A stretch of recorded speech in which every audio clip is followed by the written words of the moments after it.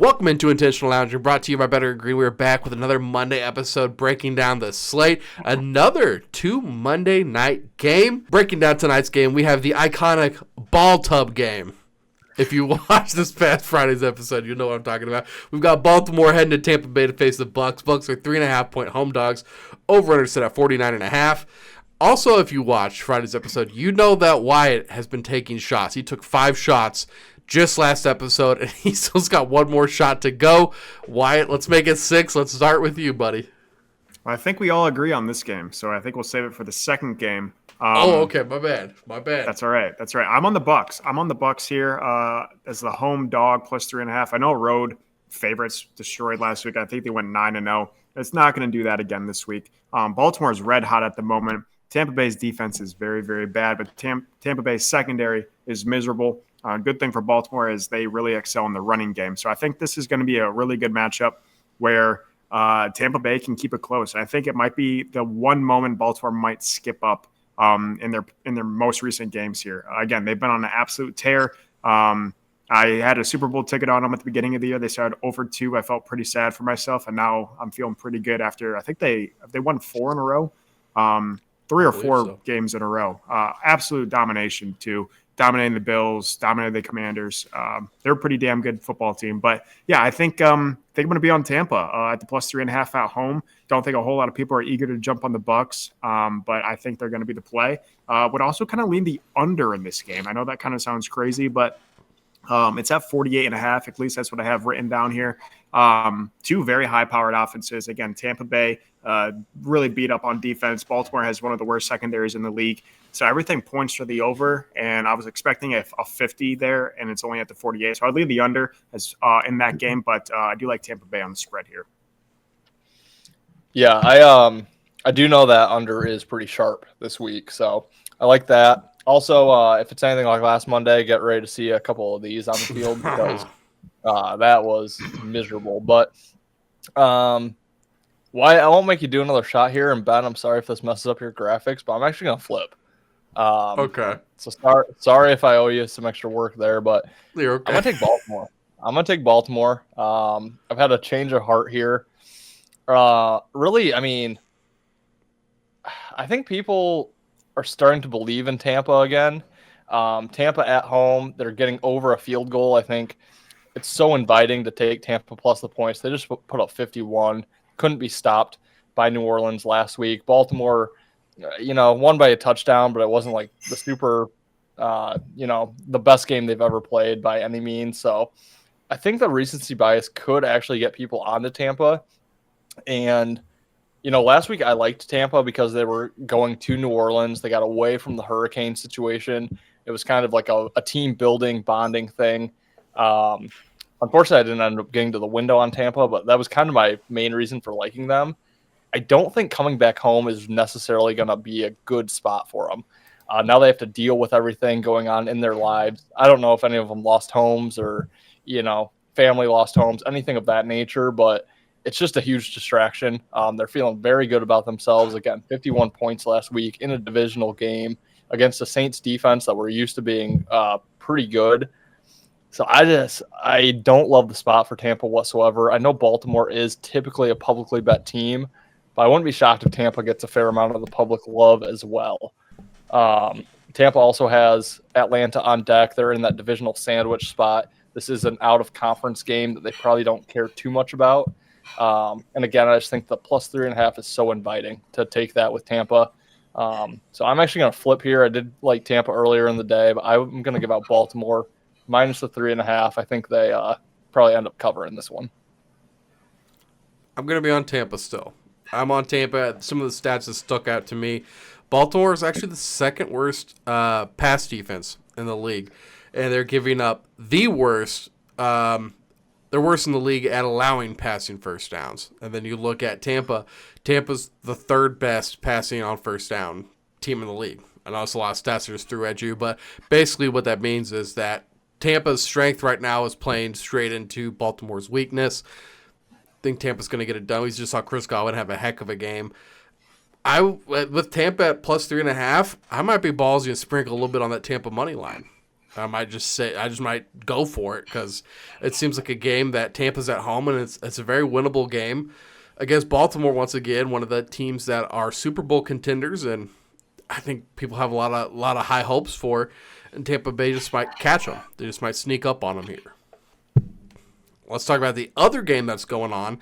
That is the Chargers heading up to the desert to face Arizona. The Cardinals are 3-point home dogs. Over-under set at 43.5. Wyatt, take this one away. Yeah, I'll take the final shot here as well. Oh, I don't have to brush my teeth tonight, though. That's a good thing. Yeah, so we talk about the Chargers, and we talk about how good away favorites have done, especially last week. But the Chargers are just not a team that I think people are going to jump on being an away favorite. They're not like like the Ravens or the I don't know the other examples, but these more appetizing teams that are favorites on the road. And the Chargers just aren't that team. I mean, they're not very good. I mean, Justin Herbert is not surrounded by a whole lot of talent. Their defense is okay. I know Arizona's not good, but they are home, and Arizona definitely has some ability some big playability there with Kyler Murray, James Conner, Marvin Harrison Jr. if he's playing. So I think I like the Chargers. So I'm going to take them here on the spread. It's just a team where I think they're just going to be a scrappy team. I know I talked about their win total at the beginning of the season. I couldn't believe that their win total was that high, but they've been a road favorite multiple weeks in a row, and they've won as road favorites multiple weeks in a row. So I'm going to keep trusting that they just figure out how to win games. It's probably the Jim Harbaugh effect. That's all he does is win. I'm just kidding. All he does is have little heart flaps in the Denver air. But no, I mean the Chargers just find ways to win, and they're not a good team, but they just win. So I don't know what their win total is now, but I know a lot of people are probably hammering that under or feeling a little not so good about themselves right now. So I'll take the Chargers as the road favorite here, -2.5. Yeah, I'm going to differ here. I do like Arizona at home plus the points. Best bet in this game is under the amount of fans showing up because Arizona has no fans. The Chargers have no fans. So I don't know who is going to show up to this game. But I know what she looks like, though. Especially when you have another Monday night game going on that is way better than this one. However, I think Arizona's the better team, to be honest with you. They're at home and they're catching points. The Chargers have had a good defense so far this year statistically, but they've really only played the Chiefs. They've played the Raiders offense, the Panthers offense, which I believe was with Bryce Young, the Steelers offense, and the Broncos offense. So, I mean, there's not a single outside of the Chiefs. I mean, those might be the worst offenses in the NFL. And their wins here are against the Raiders, the Panthers, and the Broncos. You look at the Cardinals, they're only 2-4. But their 2 wins, I mean, they beat the Niners, they beat the Rams, both divisional games. Their losses, you can't ding them on any of them. At Buffalo, against the Lions, against the Commanders, and at Green Bay. 4 really solid teams. Coming into this year, I was pretty high on Arizona. I wanted to get involved on their win total over, but it was like -150. I just couldn't quite get there. But I still think they're going to end up being a better team than what we maybe think they are right now. So, yeah, at home, getting the points. I think it's a nice buy low spot here on Arizona. Nothing about the Chargers I'm that crazy about. I do think the defense is solid, and I do think their running game is solid. I'll give them that. But, again, their strength of schedule has been awful so far. So I'm going to need to see it against some better teams here before I lay points on the road. So I'm going to take the Cardinals plus the points. I think it's a great teaser spot also because I don't think the Chargers are going to blow anybody out. But yeah, give me the Cardinals to win this game outright. Nothing that you said was wrong, Ethan. I liked all the points that you hit. I am really on this Monday show about the strengths and weaknesses here because what I saw is that Arizona has the 4th worst rushing defense, and I've kind of been banging the drum all year. This Chargers team, everything they've showed is that they want to run the ball. They don't care about receivers anymore. They got Kamani Vidal in there who had a pretty decent game last week. J.K. Dobbins is still playing, which is crazy, but he's playing well also. This offensive line is really good. They got a lot of good pieces there. I'm going to be on the Chargers just for that reason. I think that they control the pace of play. I feel like this would be an under game. I could be wrong. I just feel like both teams are going to run the ball a lot here. Because also you got Trey Benson, James Conner, who have been decent also. So I think there's going to be a lot of running. I'll take the Chargers minus the points. It's a close one, though. I like both these Monday night games. If you guys are able to, if you guys are signed into your YouTube profile, please leave us a comment down below who you think is going to win tonight, what game you're going to be watching.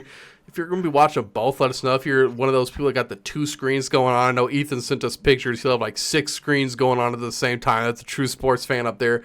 Either that or he's a degenerate gambler. It's one of the two, probably both. Guys, if you haven't, subscribe to us, like this video. We will see you guys on Thursday. These two guys also live tonight. Live tonight at what time, Wyatt? 6 Eastern time. At 6 Eastern time. Okay, and I'll be live for you guys on Tuesday at 7 Central time, breaking down the waiver wire ads for the weeks. Thank you guys for watching. We'll see you later. Peace, guys. Later, guys. See you guys. You better start listening to the Better in Green podcast. You will not regret it. Trust me, trust me, trust me. And hey, I'm Dean Blandino. Welcome, welcome, welcome to Better in Green, eh? To Better in Green, eh? To Better in Green, eh? Listen in and cash out. That's what it's all about. Come on, let's make cash now. We always on spot and we cover all spots from the bottom to the top, hey. Shout out to Ethan, shout out to Wyatt, shout out to Ben. Welcome, welcome to our podcast, Better in Green.